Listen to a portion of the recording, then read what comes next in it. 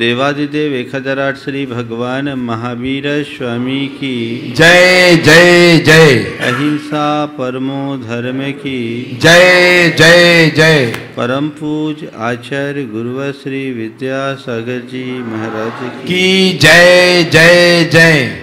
परम पूज महाराज प्रमासागर जी महाराज की। दो भाई थे, दोनों में बड़ा प्यार था। दोनों भिक्षावृत्ति से अपना जीवन चलाते थे।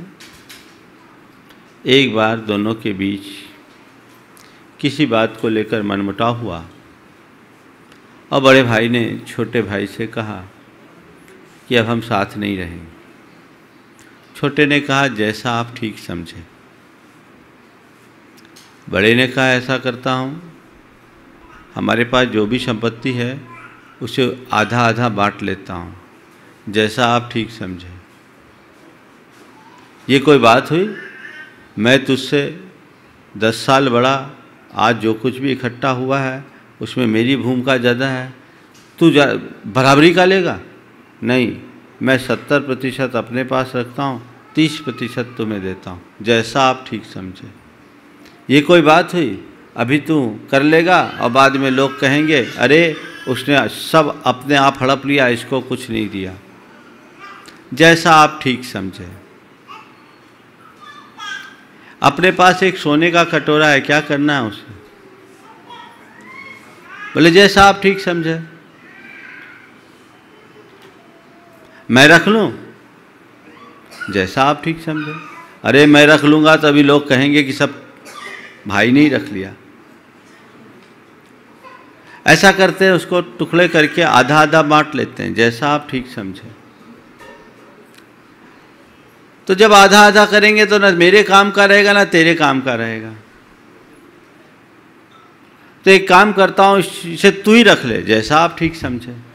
ये बात मैं तुझे दे दूंगा, तू ही रख लेगा, जैसा आप ठीक समझे।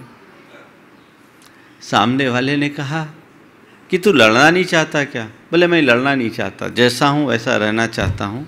तो उसने कहा फेंको कटोरा एक तरफ, अब हम साथ साथ रहेंगे। वस्तुतः हृदय के प्रेमाभिव्यक्ति का एक बहुत अच्छा माध्यम है ये। सामने वाले व्यक्ति के मन में क्षोभ हो और दूसरा अगर शांत हो जाए तो कभी लड़ाई नहीं होती। लड़ाई तब होती है जब दोनों गर्म हो जाते हैं, एक गर्म हो एक नरम। मनुष्य के भीतर ऐसी सहनशीलता विकसित होनी चाहिए। व्यक्ति और समाज दोनों की सेहत के लिए इसकी बहुत ज़्यादा आवश्यकता है। सम्यक दर्शन का वात्सल्य अंग हमारे जीवन के लिए बहुत ही प्रासंगिक है। जीवन की मधुरता और समरसता को बनाए रखने के लिए हृदय में प्रेम वात्सल्य की रसधार फूटनी ही चाहिए। उसके अभाव में जीवन नीरस है। कल मैंने आप सबसे बात की थी, घर परिवार में प्रेम का विस्तार कैसे करें। आज बात आगे बढ़ाते हुए समाज में प्रेम व्यवहार कैसे बने। वर्तमान में हमारी समझ में आपसी प्रेम वात्सल्य दिनों दिन क्षीण होता जा रहा है। एक समय था जब लोग एक दूसरे की कद्र करते थे, एक दूसरे को मान देते थे और एक दूसरे के काम आते थे, एक दूसरे को सहयोग करते थे। तो लोगों का आपस में बड़ा गहरा प्रेम रहता था, वात्सल्य रहता था। आजकल इसका दिनों दिन अभाव होता जा रहा है। अब लोग एक दूसरे की कद्र करने की जगह एक दूसरे की काट करते हैं, एक दूसरे को मान देने की जगह एक दूसरे को नीचा दिखाने की कोशिश करते हैं, एक दूसरे को सहयोग करने की जगह एक दूसरे को चूना लगाने की कोशिश करते हैं। तो ये उल्टा खेल हो रहा है। नतीजा समाज में जो पारस्परिक प्रेम और वात्सल्य दिखना चाहिए उसकी जगह घृणा और उपेक्षा ने ले ली है। इसने हमारे समाज के आंतरिक ताने बाने को छिन्न भिन्न कर दिया। सवाल है समाज में प्रेम के भाव का विस्तार हम कैसे करें। 4 बातें आज सामाजिक संदर्भ में मैं फिर से कह रहा हूँ, उसे उसी रूप में देख करके चलना चाहिए। सबसे पहली बात, हम अगर समाज में प्रेम व्यवहार को बनाए रखना चाहते हैं तो सहयोग की बात आनी चाहिए। घर परिवार में भी मैंने सहयोग की बात की, समाज में भी सहयोग की बात होनी चाहिए। एक दूसरे का सहयोग अगर हम देने लगे तो लोग एक दूसरे से अभिभूत हुए बिना नहीं रहेंगे।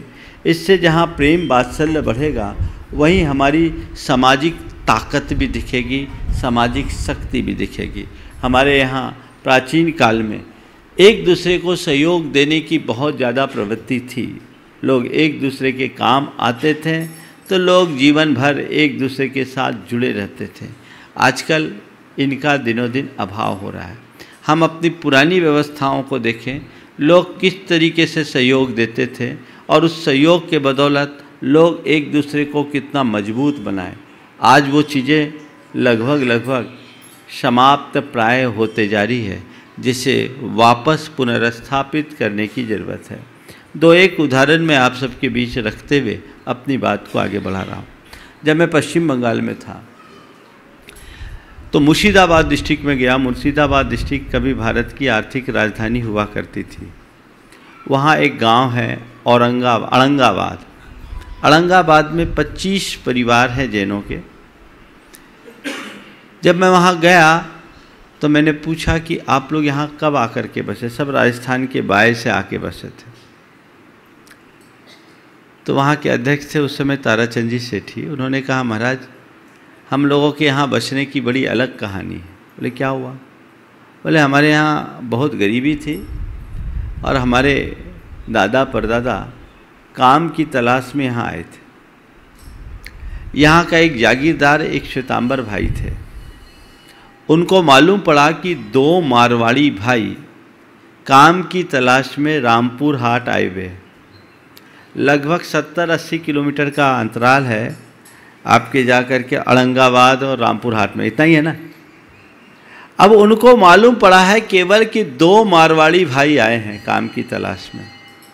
कोई अता नहीं, पता नहीं, परिचय नहीं, संपर्क नहीं।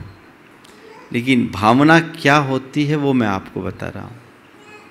फौरन उन्होंने अपने आदमियों को रामपुर हाट भेजा और कहा जाओ उनको लेकर आओ।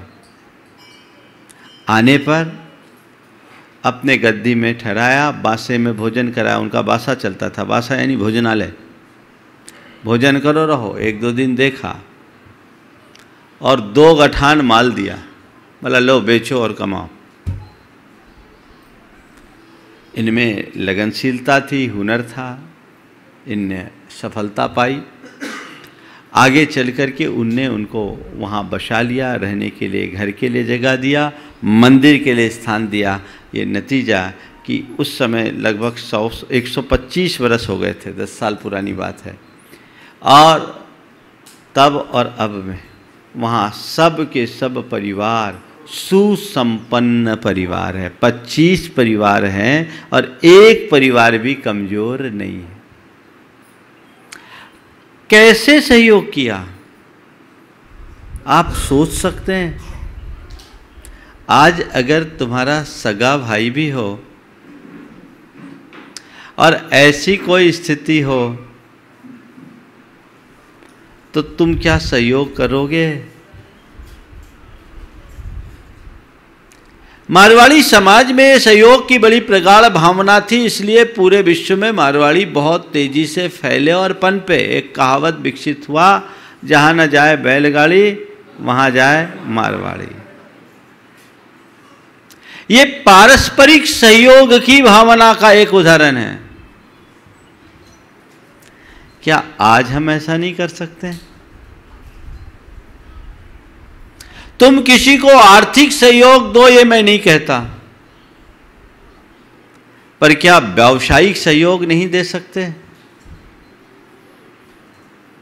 तुम जो कारोबार कर रहे हो उस कारोबार से अनेक लोग जुड़े हैं। क्या तुम अपनी प्राथमिकता में अपने साधर्मी को नहीं रख सकते कि चलो दूसरों की जगह मैं उसको प्रायोरिटी दूंगा और उसमें भी उसको जिसको ज्यादा नीड है? क्या करते हैं आप लोग? सब बड़े बड़े के पीछे भागते हैं। अरे छोटे के चक्कर में कोई जाए। आजकल की सोच पूरी तरह से प्रोफेशनल हो गई और प्रोफेशनल लोग कैलकुलेटिव होते हैं, कोऑपरेटिव नहीं होते। कैलकुलेशन से व्यापार चलता है और कोऑपरेशन से प्यार बढ़ता है। तय तुम्हें करना है कि क्या करना है। कई लोग हैं, अरे छोटे को कौन देगा काम, छोटे को काम देने में कौन झंझट में पड़ेगा, बड़े को पकड़ो, हमारा टेंशन कम। प्रोफेशनल दृष्टि से ये ठीक है, पर अगर सोशल दृष्टि से देखा जाए तो ये ठीक नहीं। संत कहते हैं व्यापार करो, लेकिन व्यापार करते करते ये भावना रखो कि मेरे व्यापार में भी यदि कोई एक कमजोर आदमी मजबूत बनता है तो मेरा क्या खोता है। ये दृष्टिकोण रखा जा सकता है, लेकिन आजकल ऐसा नहीं रखते और इसकी वजह दोनों तरफ से कमी है। कुछ लोग तो रखना नहीं चाहते और कुछ लोग रखते हैं तो उनके अनुभव खट्टे हैं, रखा उनको चूना लगा दिया। ये दोनों चीज़ें गलत है। व्यक्ति को चाहिए कि समर्थ होने पर कमज़ोर को सहायता दे, और जिनने सहायता पाई है उन्हें चाहिए कि जीवन भर उसके लिए कृतज्ञ बने रहे, कभी कृतज्ञ ना हो, उसका कृतज्ञ बने। ऐसा कोई आचरण और व्यवहार न करे कि जो तुम्हारा आश्रयदाता उसको ही तुम चूना लगा दो या उसको नुकसान पहुंचा दो। यदि एक दूसरे के प्रति ये भावना जुड़ी रहे सहयोग की और कृतज्ञता की, तो कभी कोई किसी की उपेक्षा नहीं करेगा। एक दूसरी घटना देखिए, सहयोग हम कितने छोटे स्तर पर दे सकते हैं और सामने वाले को कैसे मजबूत कर सकते हैं। दो घटना और सुनाता हूँ आपको। ये एक घटना जो अभी सुनाने जा रहा हूँ, पंडित पन्नालाल जी साहित्याचार्य जी ने कभी सुनाई थी, आज से लगभग 32 वर्ष पहले एक वाचना में। उन्होंने कहा कि इंदौर में एक मार्केट में गए, उन्हें दिया सलाई की ज़रूरत थी, माचिस की ज़रूरत थी। बड़ा सा कॉम्प्लेक्स था, एक दो दुकानों में गए, वहाँ माचिस नहीं थी। तो एक ने कहा भैया आपको माचिस चाहिए बाबूजी, तो आखिरी में जो छोटी सी दुकान है ना वहाँ जाइए, वहाँ आपको माचिस मिलेगी। पंडित जी गए, देखा तो वो केवल माचिस की दुकान थी। 20 दुकान का कॉम्प्लेक्स, सिंधी समाज का मार्केट था, उनका कॉम्प्लेक्स था। 20 दुकानों के कॉम्प्लेक्स में एक भी दुकान में माचिस नहीं, और इसमें केवल माचिस। पंडित जी तो पंडित जी थे, उनने पूछा क्या बात है भाई, पूरे मार्केट में कोई माचिस नहीं रख रहा है और तुम केवल माचिस बेचते हो, बात क्या है। देखिए दृष्टिकोण। बोला बाबूजी मैं बड़ा गरीब था, मेरे पास मेरी जीविका का कोई साधन नहीं था, तो हमारी समाज ने तय किया कि हम लोग माचिस की कमाई का त्याग करें, माचिस नहीं बेचेंगे और ये आदमी माचिस बेचेगा। पूरे मार्केट में कोई माचिस नहीं बेचता, मैं केवल माचिस बेच करके अपने आप को खड़ा किया। सोच की बात है। कोई माचिस बेच के 100-200 रुपया महीना कमाता होगा, लेकिन 20 आदमी अगर 100-200 रुपया का त्याग करता है तो सामने वाले को 2-4 हज़ार रुपये भी मिल सकते हैं। तुम्हारे थोड़े से त्याग से किसी को कितनी बड़ी मजबूती मिल सकती, ये एक उदाहरण है। अगर एक दूसरे के साथ ऐसी सहयोग की वृत्ति होने लगे तो क्या कहीं कोई कमजोर रहेगा? कहीं कोई कमजोर रहेगा? हृदय में भाव होना चाहिए। यदि तुम्हारे अंदर सच्चा धर्मानुराग है तो धर्मी से भी अनुराग होगा। न धर्मो धार्मिकैर बिना, धर्मात्मा के अभाव में धर्म नहीं टिक सकता। सच्चा धर्मी अन्य धर्मी को तकलीफ में फंसा देखकर खुद तकलीफ महसूस करता है। मैं ऐसे अनेक लोगों को जानता हूं जो खूब पूजा पाठ करते, दान धर्म भी कर देते, लेकिन साधर्मी के प्रति थोड़ी सी भी सोच नहीं रखते। मैं समझता हूं अभी वो धर्म से बहुत दूर है। उनका एक कर्तव्य है, वहां सहयोग करो। तुम्हारे थोड़े से सहयोग से कोई खड़ा होता है तो क्या हानि। एक दूसरा उदाहरण बता रहे हैं। जबलपुर के कुछ युवक कलकत्ता के मंगला हाट के लिए जा रहे थे। उस समय मंगला हाट बहुत चलता था। ये भी लगभग 20 वर्ष पुरानी घटना है। एक सिंधी व्यापारी के 40,000 रुपये चोरी चले गए। वो 40,000 रुपये लेकर के गया था माल खरीदने। रास्ते में ट्रेन में उसके रुपए चले गए। वो बहुत दुखी होने लगा। जब वो दुखी होने लगा तो उसके 8 सिंधी दोस्त थे, साथी थे। तत्क्षण 8 ने 5-5 हजार रुपये निकालकर उसको 40,000 थमा दिए। भैया ले कमा और भूल जा कि हमारा कुछ खोया, घर परिवार को बताना मत, आगे बढ़ जा। और ये बात मुझे एक जैन भाई ने बताई जो खुद व्यापारी था। बोला महाराज मैं भौचक रह गया। मैंने सोचा कितनी उदारता है इन लोगों में, इसकी जगह हमारा कोई जैनी होता तो सोचता कि एक कॉम्पिटिटर कम हुआ। बहुत ही चिंतनीय बात है। तुम्हारे थोड़े से सहयोग से यदि किसी को कोई लाभ मिलता है तो तुम्हारा क्या गया। अगर लोग एक दूसरे को ऐसे कोऑपरेट करेंगे तो एक दूसरे के प्रति प्रेम बढ़ेगा या घटेगा। आज लोग बोलते हैं महाराज पहले समाज का एक मुखिया होता था, सब उसकी मानते थे। आज समाज में हर कोई नेता हो गया, कोई किसी की नहीं मानता। क्यों? उसकी वजह है पहले समाज में, हर समाज में एक ऐसा व्यक्ति होता था जिसके मातहत सब लोग रहते थे और वो एक प्रकार का मसीहा होता था। जो लोग भी आए काम काज और अन्य कार्य के लिए खुले दिल से उनको सहयोग करता था। उस सहयोग के कारण उनके प्रति कृतज्ञता का भाव बना रहता था। आज कोई किसी को सहयोग देना ही नहीं चाहता। हाँ, सम्मान पाना जरूर चाहता है। इस कारण अब समाजों में हर कोई नेता बनने लगा है। आज भी यदि कोई व्यक्ति आगे आकर के एक दूसरे को संरक्षण सहयोग देने का भाव रखता है तो लोग उसके प्रति अपने आप नतशीस हो जाते हैं, झुकते, उनका ख्याल करते हैं। तो ये सहयोग की भावना हृदय में होनी ही चाहिए। अगर तुम सक्षम हो तो तुम्हारा कर्तव्य है कि तुम अक्षम को सक्षम बनाओ। अगर समर्थ होने के बाद भी किसी असमर्थ को समर्थ बनाने के लिए अपना हाथ नहीं बढ़ाते हैं तो तुम्हारे सामर्थ्य पर ही प्रश्न चिन्ह लग जाता है।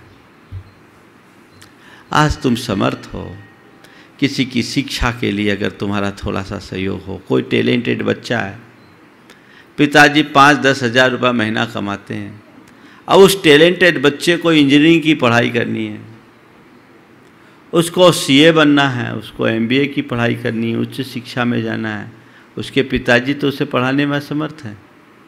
अगर तुमने पढ़ा दिया तो तुम्हारा क्या गया, वो आदमी का एक घर बस जाएगा। मेरे संपर्क में अनेक लोग हैं जो इस तरह का कार्य करते हैं और बहुत खुशी से करते हैं। आपको भी चाहिए कि मैं शिक्षा के लिए, चिकित्सा के लिए, रोजगार के लिए अपनी शक्ति और परिस्थिति के अनुरूप हम धर्मी जनों के लिए जो सहयोग बन सकेगा देंगे। ये मेरी प्राथमिकता में रहना चाहिए। मुझे देना है, मैं दूंगा। अगर थोड़ा थोड़ा सहयोग करने लगे तो कोई कमज़ोर बचेगा। जब जैन समाज के सेंसस की बात आई, आर्थिक जो जैनों का सर्वेक्षण है उसमें आया कि 1,92,000 परिवार आज जैनों के ऐसे हैं जो गरीब हैं। रिकॉर्ड के अनुसार कितने परिवार? 1,92,000 परिवार। वर्तमान सेंसस के अनुसार 9 लाख परिवार होंगे जैनों के, अगर एक में 5 जोड़ते हैं तो। सेंसस के अनुसार 9 लाख में 1,92,000, लगभग 20%। इतना ही हुआ ना, 20%, 22% मान लो। 22% जैन अगर कमजोर हैं तो 40% जैन अति सक्षम हैं। अगर एक परिवार ने एक परिवार की जवाबदेही ले ली तो समाज में कोई कमजोर नहीं रह सकता। पहल भर की देर है। तय करो, मैं अपने जीवन में कम से कम एक को ठीक करूंगा। इतना तो कर सकते हो, तुम्हारा क्या बिगड़ेगा। उनको पैसा नहीं देंगे, उन्हें समर्थ बनाएंगे। ये साधर्मी वात्सल्य का एक बहुत महत्वपूर्ण पहलू है। हमें चाहिए कि यदि मैं समर्थ हुआ हूं तो मैं औरों को भी अपने समान बनाने की दिशा में काम करूं, कोई कमजोर न रहे। पर लोगों का इस दिशा में कम ध्यान है, जो बहुत आवश्यक होना चाहिए। आचार्य इंद्रनंदी ने अपने आचार्य सार नामक ग्रंथ में बहुत ही मार्के की बात लिखी। जैनानाम आपद्गतास्तस्मात् उपकुर्वन्तु सर्वथा यो समर्थोपि उपेक्षित स कथम समयी भवे। आपत्तिग्रस्त धर्मात्माओं का सब प्रकार से उपकार करना चाहिए। जो समर्थ होकर के भी उपेक्षा करता है वो कैसा धर्मी है। समाज में धनपति तो अनेक हैं, दान देने वाले लोग भी अनेक हैं, लेकिन और कार्यों में तुम जितना दान लगाते हो अपने साधर्मी के सहयोग के लिए, उसका कितना अंश है इसके विषय में सोचो। तुम्हारा मन और कार्यों के लिए तो उत्साहित हो जाता है, पर किसी को सहयोग देने की बात आती तो उसके लिए। मुझे तो एक ही उदाहरण दिखा इस क्षेत्र में, अशोक जी पाटनी का। आज वो अपने आरके फाउंडेशन ट्रस्ट के द्वारा करोड़ों रुपया साल में लोगों के सहयोग के लिए देते हैं, जिसमें शिक्षा है, चिकित्सा है, हजारों महिलाओं को विधवा पेंशन देते हैं, 3500 उससे भी ज़्यादा। और अशोक जी के ऑफिस में जब मैं गया तो कुछ फाइलें पड़ी हुई थी, ढेर था। तो बताया महाराज इसमें से एक फाइल भी मेरे बिजनेस की नहीं है, मेरा यही धंधा है। ये क्या है, लोगों की जो पत्र आते, आवेदन आते, वो आते हैं और मैं सप्ताह में एक दिन बैठता हूँ, इसको निपटाता हूँ। मैंने पूछा कि आप कितने लोगों को सहयोग करते होंगे, तो उन्होंने कहा मैंने दिमाग ही नहीं लगाया ताकि मुझे लगे नहीं कि कितना रुपया जा रहा है। उनके CFO से जब मैंने बात की तो बोला महाराज जी करीब 10 से 15 हज़ार एप्लीकेशन प्रत्येक माह यहाँ से जाते हैं, और अशोक जी ने ये व्यवस्था ऐसी कर ली है कि बोले मेरे नहीं रहने के बाद भी ये चलते रहेगी। ये एक सोच है। बड़े बड़े धनपति हैं समाज में, अगर लोग थोड़ा थोड़ा ऐसा करने लगे तो हमारी समाज कहीं से पिछड़ी रहेगी। सोचने की बात है। कई बार लोगों के सोशल मीडिया में बातें आती कि गरीबी और तंगी के कारण लोगों को मरना पड़ रहा है, या धर्म परिवर्तन करने की बात भी यदा कदा आ जाती। ये समाज के लिए लानत की बात है। हमें खोज करके लोगों तक पहुंचाना चाहिए। हाँ, इसका एक नकारात्मक पक्ष ये भी है कि कई लोग उल्टे सीधे कर्म करके कर्जदार बन जाते लाखों करोड़ों के, और वो अपेक्षा रखते हैं कि हमें कोई सहयोग कर दे,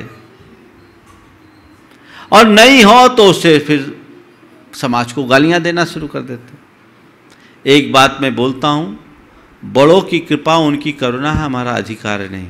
और कभी भी बड़ों की कृपा को अपना अधिकार मत मानना। जो अधिकार मानते हैं वे अपनी धूर्तता का परिचय देते हैं। लोगों को देना चाहिए, लेकिन हमें भी सोच समझ करके चलना चाहिए। ऐसा करोगे, करोड़ों का खेल खेलोगे तो कौन क्या कर पाएगा। हिसाब से चलो, ओवर एस्टिमेट काम ही ना करो, सही नीति और सही नियत से काम करो, और छुटपुट जो भी आवश्यकताएं हैं उनकी पूर्ति का उपक्रम समाज के लोगों को करना चाहिए। मैंने रतलाम में जैन जनगणना अभियान की बात की थी, जिसे हमने धर्म बढ़ाओ अभियान का एक पाठ बताया था। उसके पीछे भी मेरा मकसद यही था कि जैन समाज की वास्तविकता का हम आकलन करें, समाज की वास्तविक जनसंख्या को जान सकें और उसके बाद उनका आर्थिक सर्वेक्षण कराकर संगठित रूप से कुछ जन कल्याणकारी योजनाओं को आगे बढ़ाया जा सके। आप सब सुनकर के ताज्जुब करोगे, वर्तमान सेंसस के अनुसार 250 भिखारी भी हैं जैन, 250 जैन भिखारी हैं, सेंसस बता रहा है। वो सही भी हो सकते, गलत भी हो सकते, किसी भी नाम में लिख दे, लेकिन अभी सरकार के आंकड़े में 250 जैन भिखारी हैं। तो हमें चाहिए कि समाज के सर्वतोमुखी विकास के लिए कुछ योजना बनाए, कार्य कराए।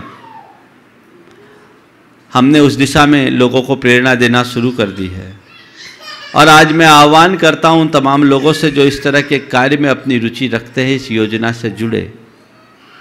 आने वाले 7 जून को उसी के लिए एक बड़ी बैठक भी यहाँ की गई है, जैन जागरूकता अभियान, जनगणना जागरूकता अभियान के लिए, ताकि हम अभियान को गति दे सके, एक जागरूकता फैला सके। और यहाँ देश भर से बहुत सारे प्रतिनिधि आ रहे हैं। हो सकता है बहुतों तक सूचना न पहुँची हो, पर इस खुले मंच का आमंत्रण समझें, क्योंकि सब लोगों के एड्रेस, नाम, पता, जानकारी, रुचि का पता नहीं लगता।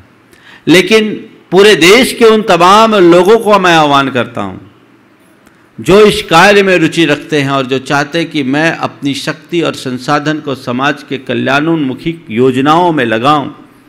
स्वागत है, यहाँ आए, 7 तारीख को यहाँ आकर के बैठे और अपना क्या योगदान दे सकते सुनिश्चित करें। मेरी भावना है कि आने वाले साल भर के अंदर हम समाज की जनगणना की वास्तविकता का एक समाज में बोध करा सके, क्योंकि जो सेंसस की रिपोर्ट है वो सही नहीं है। जो सेंसस कहता है और जो वास्तविक है उसमें लगभग डबल का अंतर है। तो हमें अगर इस प्रयास को करेंगे तो इससे आने वाले सेंसस के रिपोर्ट में हम सही जनगणना करा सकेंगे और इसी प्रयास से एक प्रयास होगा जिससे समाज के कमज़ोर और पिछड़े लोगों का हम पता लगा सकेंगे। समाज का एक आर्थिक सर्वेक्षण समाज के आधार पर किया जा सकेगा और आर्थिक सर्वेक्षण करके व्यापक रूप से समाज के कल्याण के लिए कुछ कार्य किए जा सकेंगे। अभी बहुत सारे लोग जब ये योजना आई पहुँच गए, महाराज हमें ये सहयोग दे, सहयोग दे, सहयोग दे। अरे भैया पहले योजना तो बनने दें। पहला काम है हम समाज की जनगणना और आर्थिक सर्वेक्षण को पूरा करें, फिर पूरे देश भर के लोगों के बीच उसे रख करके एक ठोस कार्य योजना बनाएं और ये तय करें कि हम समाज में एक भी व्यक्ति को कमज़ोर नहीं रहने देंगे, सबको सहयोग देंगे। तो जो 7 तारीख का आने वाला 7 जून का जैन जनगणना जागरूकता अभियान के लिए एक बैठक यहाँ पर की गई है, उसमें आप सब आ सकते हैं और जो आ रहे हों क्षेत्र कमेटी को अपनी पूर्व सूचना दे दें ताकि ये आपकी सुविधाओं का प्रबंध कर सके। और ये एक बहुत ही अच्छा कार्यक्रम है, सामूहिक जन कल्याणकारी कार्यक्रम, जिससे हमें बहुत तत्परता से आगे बढ़ानी है। हमें युवाओं से भी मैं ये कहना चाहूँगा, युवाओं का रुझान इस दिशा में बहुत है और आज जैन समाज का युवा बड़ा सक्षम होता जा रहा है, हमें उसे देखना है। और एक चुनौती की बात यह है कि 14 साल से नीचे के लोगों की संख्या हमारी सबसे कम है। ये जनसंख्या में ये दर बहुत कम हो रही है, जो इस बात का प्रमाण है कि यदि हमने जागरूकता नहीं ली तो आज से 20 वर्ष बाद पूरी समाज बूढ़ी हो जाएगी और जिस दिन जैन समाज बूढ़ी होगी जैन धर्म भी बूढ़ा हो जाएगा। और बुढ़ापे के बाद क्या होता है तुम्हें पता है। तो समाज को जवान बनाए रखने के लिए हमें इस दिशा में भी ध्यान देने की ज़रूरत है। बहुत सारी चुनौतियां हमारे सामने हैं, उनका हमें ध्यान रखना है। ये जैन समाज के मंच से मैं बात कर रहा हूँ और जैन से जन तक चलने का हमारा प्रयास होना चाहिए। घर को सुधारो फिर औरों को भी सुधारो। जैन समाज ने हमेशा जन कल्याणकारी कार्यों में बहुत रुचि रखी है, आगे भी रखेगी, रखना भी चाहिए, करते जाइए। लेकिन जो चुनौतियां हमारे सामने हैं हमें उसे दूर करना है। लोगों में एक बड़ा भ्रम है कि जैनियों के पास बहुत पैसा होता है, पर सब जैनी पैसे वाले नहीं होते। मैंने पल्लेदारों के यहाँ आहार किया है, ऐसे जैन भी है जो पल्लेदारी के साथ अपना जीवन चलाते थे। मैं 1991 की बात कर रहा हूँ, गोटे गाँव में हमारा प्रवास था और वहाँ बहुत चौके लगते थे, 40-50 चौके लगते थे। एक का चौका 5 दिन से खाली था। सुबह जब मैं निहार के लिए जा रहा था, मेरे साथ के युवकों ने कहा, महाराज इस आदमी का चौका 5 दिन से खाली जा रहा, बड़ा गरीब है। बोले गरीब है? तुम लोगों ने पहले से बताया क्यों नहीं? कौन है वो, क्या करता है? बोला महाराज वो एक पल्लेदार है। बोले पल्लेदार? पल्लेदार समझते ना, हमाली का काम करने वाले। जैनी है? मुझे बड़ा आश्चर्य हुआ। जैनी? बोले हाँ महाराज। बोले कोई शराब वराब तो नहीं पीता? बोले नहीं महाराज, बड़ा धर्मात्मा है, साल में 200-400 की एक आध बोली भी ले लेता है। इतना परिचय मेरे लिए पर्याप्त था। मैं आहार के लिए निकला, सीधे उसके दरवाजे पे गया, भक्ति भाव से पड़गाहन हुआ। 2 कमरों का घर था, छोटा सा मकान था। बनाया तो उसने बहुत कुछ था, पर पीछे पपीते का पेड़ लगा दिखा। मैंने पपीते की सब्जी, दाल और रोटी ली और कुछ नहीं ली। उस दिन सारे समाज के लोगों के, जिनके भी चौके लगे थे, सब आहार देने के लिए आए। सबका सबसे आहार लिया, पर किसी का एक दाना नहीं लिया। जो चौके का वही लिया और उसके अलावा कुछ नहीं लिया। और क्या बताऊं, रोटी की वो मिठास मुझे आज तक नहीं लगी।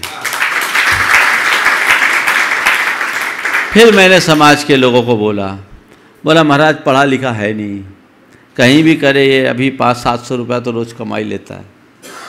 हम बोले फिर भी इसके लिए कुछ करना चाहिए। तो वहाँ की मंडी पर जैनों का बहुत अच्छा प्रभाव था, उसे तुलावट के काम में नियुक्त कर दिया। तुलावट होता है जो हर बोरे पर उसको एक कमीशन होता है तौलने पर, तो वो काम में लगा। और 1991 की बात है। उसके बाद 1996 में जब हमारा वहाँ चातुर्मास हुआ, जब दोबारा वहाँ जाने का हुआ, तो उसने बोला महाराज आपके चरण क्या पड़ गए, हमारे तो दिन फिर गए।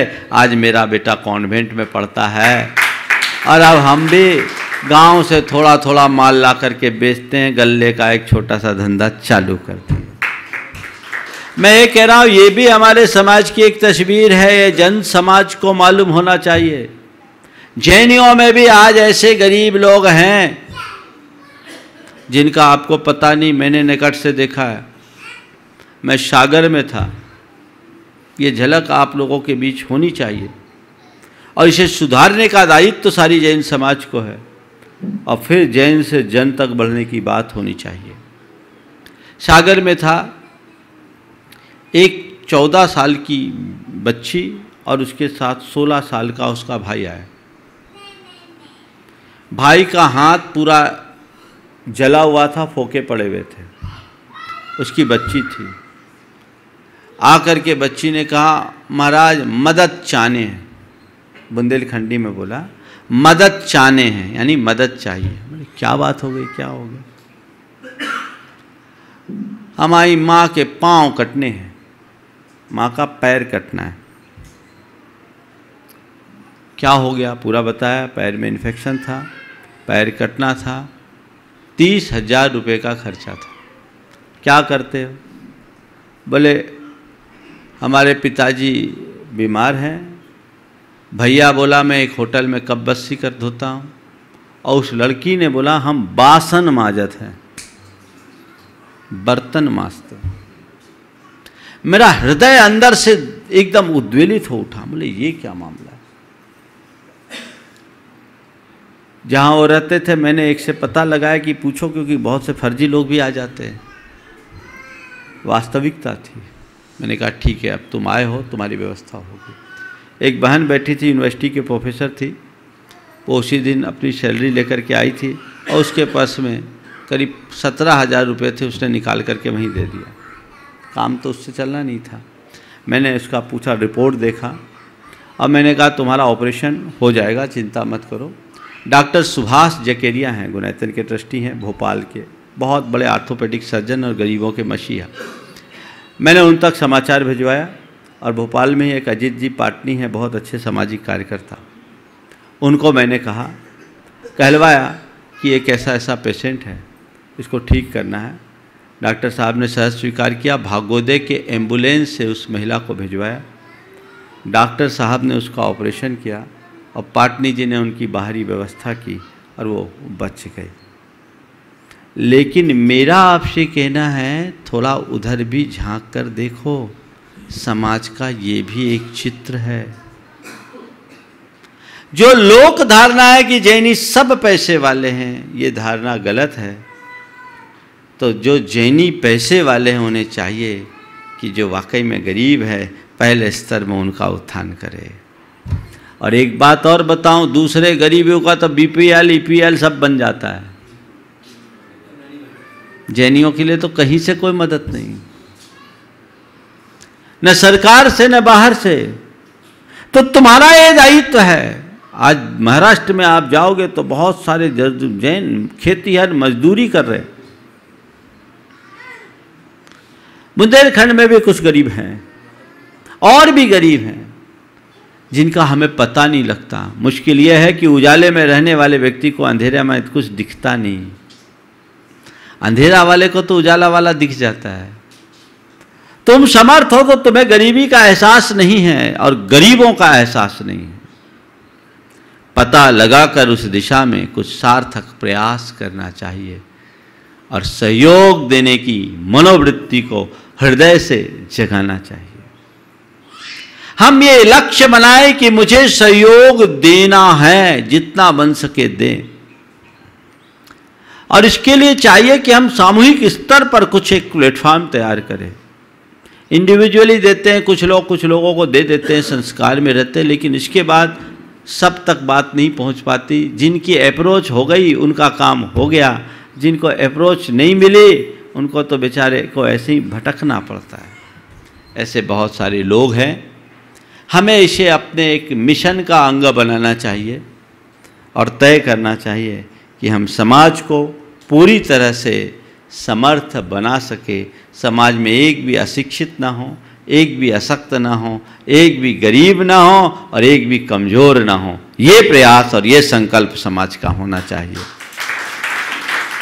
मेरा ध्यान इस पर है और मैं बराबर प्रेरणा भी देता हूँ और इसी दिशा में मैंने सोचा है कि 1 साल से के भीतर ये सारा कार्य हो जाए तो 2020 में इस कार्य को आगे बढ़ाया जाए जो पूरे समाज का गुणात्मक परिवर्तन कर सके। और यही गुणायतन का एक मिशन है, यही गुणायतन का एक विजन है। इस दिशा में काम होना चाहिए। सहयोग के बाद है संरक्षण। संरक्षण दीजिए। सहयोग तो दे दिए, कई बार प्रोटेक्शन की जरूरत होती है। किसी को आर्थिक संरक्षण की, किसी की पॉलिटिकल संरक्षण की, किसी को सामाजिक संरक्षण की, किसी को अन्य प्रकार के संरक्षण की आवश्यकता है। तो जहां जिसे जैसी आवश्यकता है उसकी पूर्ति हमें करनी चाहिए। संरक्षण दो, एक दूसरे को संरक्षित करो ताकि कोई आदमी अपने आप को विवश लाचार महसूस न करे, कमजोर महसूस न करे। जो व्यक्ति स्ट्रांग है यदि कमजोर को प्रोटेक्ट करने लगे तो कोई कहीं गलत होगा क्या? मैं ये नहीं कहता कि गलत करने वाले को भी तुम प्रोटेक्ट करो, पर जो दूसरों के अन्याय के शिकार हो रहे हैं उनको प्रोटेक्ट करने में तो तुम आगे आ सकते हो। अरे हमें क्या लेना देना, ये प्रवृत्ति आजकल बहुत तेजी से बढ़ रही है। ये मनुष्य की बढ़ती भी संवेदनहीनता का उदाहरण है।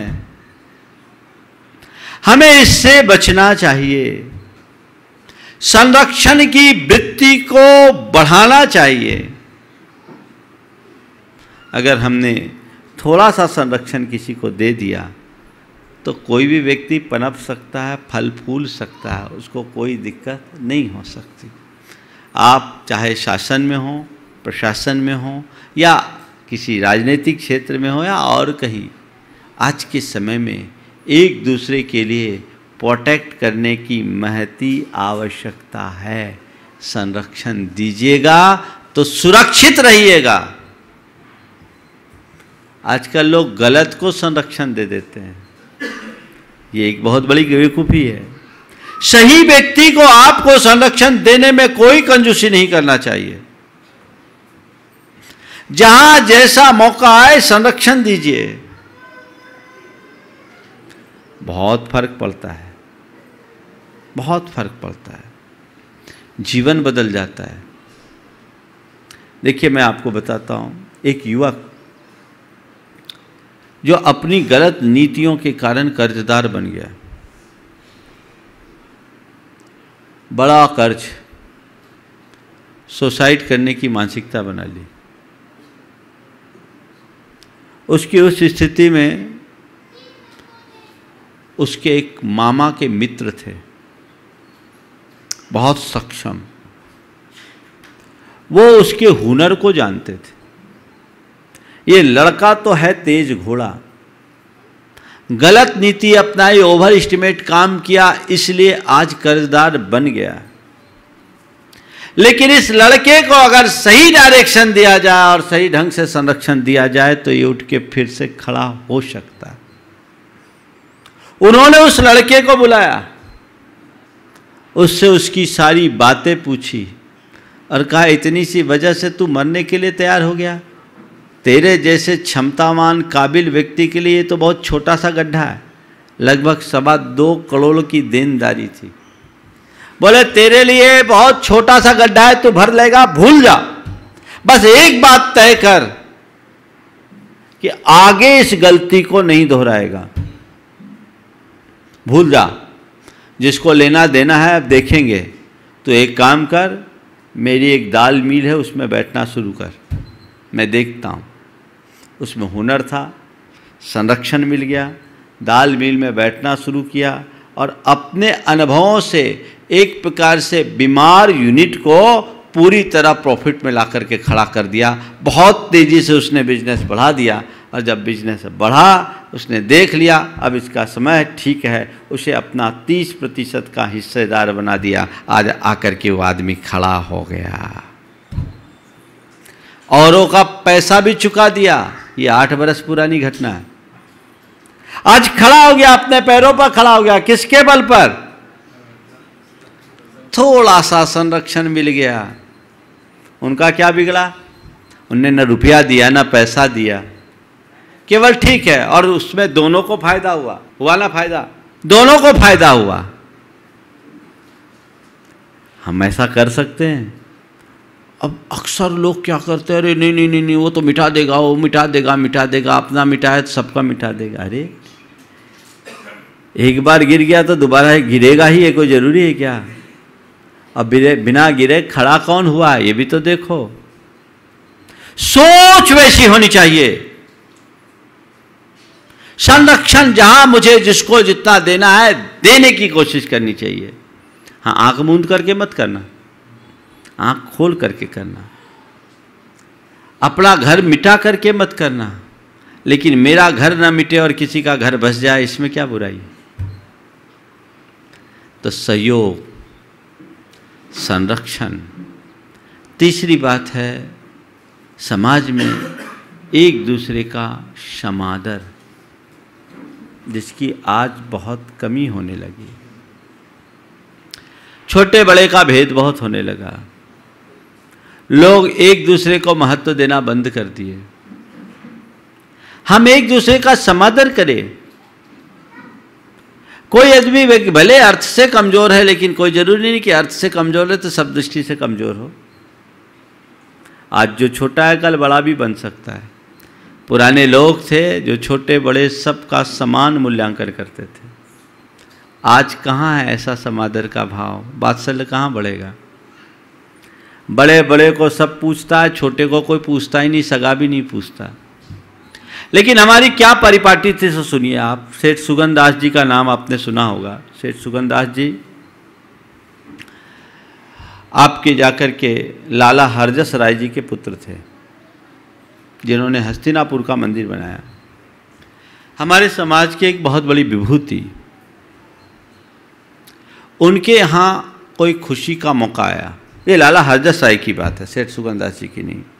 लाला हरजस राय जी के यहाँ कोई खुशी का मौका आया और उस अवसर पर पूरी समाज में क्या बोलते हैं आप लोग, लावना बटा, लावना ही बोलते हैं ना, मिठाइयाँ बटी। सबके यहाँ बट गई। उनके आदमी लौट कर आए। सेठ साहब ने पूछा कि सबको मिठाई पहुंचा दी? बोले हाँ पहुंचा दी। कोई बचा तो नहीं? बोले कोई नहीं बचा, एक वंचित रह गया। बोले कौन? बोले एक है चना बेचने वाला, हमारा सधर्मी, खोमचे पर चना बेचता था। बोले क्यों, तुम लोग गए नहीं? बोले गए तो थे पर उसने लेने से इनकार कर दिया। क्यों इनकार कर दिया? बोला उसने कहा हमारा सेठ जी का क्या व्यवहार, हमने जो आज तक सेठ जी को कुछ दिया नहीं तो हम ले कैसे सकते। उन्होंने कहा ठीक है बग्घी तैयार करो। फौरन बग्घी तैयार हुई, मिठाइयों के टोकने बग्घी पर रखा और सेठ साहब खुद उस चना बेचने वाले की दुकान की ओर बढ़ चले। दुकान से कुछ पहले वो बग्घी से उतरे और सीधे जाकर उसकी दुकान में पहुंचे और एक मुट्ठी चना उठा के भाग गए। चना उठा के भाग गए। सामने वाला किंग कर्तव्य विमूढ़ उसके पांव तले धरती से खिसकने लगे। कुछ समझ नहीं पा रहा है क्या करे क्या कहे। इतना बड़ा सेठ आज उसके दुकान में आया और सेठ जी कह रहे पानी पिलाओ। वो पानी भी कैसे पिलाए, सुराही भी टूटी सी। वो बड़े पसोपेश में। सेठ जी ने उसकी झिझक को समझा और एक क्षण का विलंब किए बिना खुद सुराही को झुकाकर ओख से पानी पी लिया अंजलि करके। पानी पीने के बाद उनका इशारा पाते ही मिठाइयों के टोकने उसके आगे हो गए। बोले छोटी सी भेंट है स्वीकार करो। मिठाइयों के टोकने उसके आगे कर दिया और उन्होंने कहा ये छोटी सी भेंट है स्वीकार कीजिए। सेठ साहब ये क्या कर रहे हैं, मैंने आज तक आपको कुछ दिया नहीं तो ले कैसे सकता हूँ। बोले किसने कहा तुमने आज तक कुछ नहीं दिया, अभी अभी मैंने तुम्हारा खाया है और पिया भी है, इसलिए तुम्हें स्वीकार करना पड़ेगा। वो सेठ साहब के व्यवहार से उनके चरणों में गिरने लगा। बोले तुम्हें चरणों में गिरने की जरूरत नहीं हो, तुम मेरे साधर्मी हो। और उनने उसे छाती से लगा लिया। तुम्हारे लिए मेरा हृदय में स्थान है, चरणों में नहीं। ये उदाहरण है, आदर्श है हमारा। आज के सेठों को पूछो, ऐसों में साधर्मी की बात तो जाने दो, अगर सगा भाई भी होगा ना तो शादी में बुलाने को तैयार नहीं होगा, पहचानने से इनकार कर देगा। क्यों? आज के लोगों की सोच पूरी तरह वस्तुनिष्ठ हो रही है, जबकि हमारी सोच धर्मनिष्ठ होनी चाहिए। हम धर्म से जुड़ करके अगर काम करेंगे तो जीवन में कभी कहीं भी किसी प्रकार की विसंगतियां नहीं हो सकती। हमें उसकी तरफ अपनी दृष्टि दोहरानी चाहिए। तो सहयोग, संरक्षण, समादर और चौथी बात है संगठन। सामाजिक संगठन को मजबूत करने की कोशिश करनी चाहिए। आज हमारी समाज का आंतरिक संगठन दिनों दिन कमजोर होता जा रहा है। लोग पंथवाद, संघवाद को हवा देकर हमारे संगठन को कमजोर कर रहे हैं। समाज में कितने भी लोग हों, उनका आपस में चाहे कितना भी मतभेद हो, पंथभेद हो, लेकिन पंथवाद हावी नहीं होना चाहिए, मनभेद नहीं होना चाहिए। एक दूसरे के साथ इस तरह की प्रवृत्ति हमें कभी नहीं अपनाना चाहिए। ये प्रयास हमारा होना चाहिए और ऐसा हम प्रयास करें, ऐसा हम पुरुषार्थ करेंगे तो समाज की फिजा कुछ और होगी। हमारी कोशिश हो कि मैं कहीं भी समाज के संगठन को तोड़ने में कारण न बनूं। मेरी भूमिका जोड़ने की होनी चाहिए, तोड़ने की नहीं। आज लोग अपने व्यक्तिगत महत्वाकांक्षा की पूर्ति के पीछे समाज के व्यापक हितों की उपेक्षा करते हैं और सब प्रकार की राजनीति की कुचक्र रचकर समाज के सामंजस्य को तार तार कर रहे हैं। हमें ऐसे लोगों को हतोत्साहित करना चाहिए। और हमारे गुरुदेव कहते कैंची नहीं सुई बनो। कैंची का काम काटने का है, सुई का काम जोड़ने का है। हम लक्ष्य बनाएं, हम सुई बनकर जोड़ने में कारक सहायक बनेंगे, तोड़ने का काम, काटने का काम जीवन में कभी नहीं करेंगे। यदि ये दृष्टि हम अपना करके चलते हैं तो परिणाम बहुत ही अलग होंगे। इसकी बहुत आवश्यकता है, इस पर सभी को ध्यान देने की ज़रूरत है। संगठन की दिशा में हमें आगे बढ़ना चाहिए। हम अलग अलग पंथ के हों, अलग अलग मत के हों, अलग अलग गुरु को मानने वाले हों, अलग अलग परंपराओं में विश्वास करने वाले हों, इससे कोई फर्क नहीं पड़ता। लेकिन आपस में लड़े नहीं, यही हमारा लक्ष्य होना चाहिए। आपस में उलझे नहीं, यही हमारा लक्ष्य होना चाहिए। आपस में टकराए नहीं, यही हमारा ध्येय होना चाहिए। और यदि हमने ऐसा कर लिया तो वो हमारे लिए बहुत बड़ी उपलब्धि होगी। बंधुओं, जैसे सितार में 7 तार होते हैं, 7 तार अलग अलग होते हैं। लेकिन जब भी उसमें उंगलियां चलाई जाती हैं तो सातों का स्वर समवेत होता है, मधुर संगीत निकलता है। यदि सातों तार अपने अलग अलग स्वर देने लगे तो सितार भी सिरदर्द बन जाएगा। तो समाज में अलग अलग अलग पंथ हो, मत हो, उसके तार अलग अलग हो, कोई दिक्कत नहीं, पर जब भी उसमें उंगलियां चलाई जाए तो स्वर समवेत होना चाहिए, तो समाज में संगीत का वातावरण निनादित होता रहेगा। स्वर एक फूटे, एक छत्ते के नीचे लोग रहे, तब हम अपना कुछ वजूद बचा पाएंगे और कुछ अच्छे कार्य कर सकेंगे।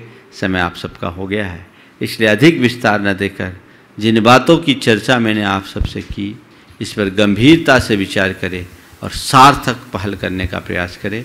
बोलिए परम पूज्य आचार्य गुरुवर श्री विद्यासागर जी महाराज की जय।